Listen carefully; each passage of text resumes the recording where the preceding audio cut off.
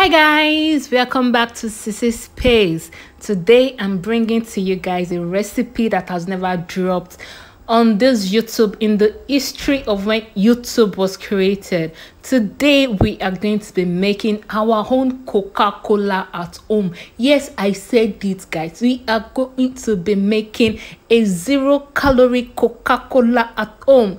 This is a Coca-Cola, a very cold Coca-Cola. Guys, let's go there. Hey.